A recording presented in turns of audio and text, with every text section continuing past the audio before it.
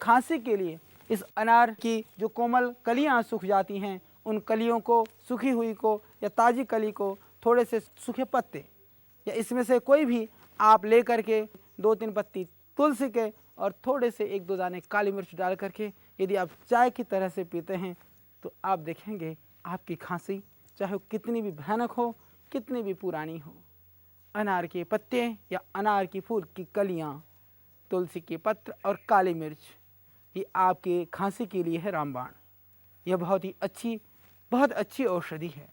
इसके अतिरिक्त इन अनार की कली को आप तोड़ करके या झड़ी हुई कली, फल के बाद जो कलियां झड़ जाती हैं ज़मीन पर, उन कली को इकट्ठा करके सुखा के रखें।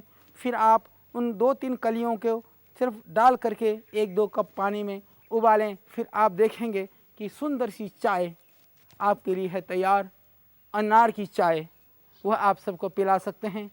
बहुत स्वादिष्ट होती है, बहुत गुणकारी है, पेट के लिए लाभकारी है, आपकी सर्दी जुकाम कफ और खांसी को ख़त्म करने वाली है।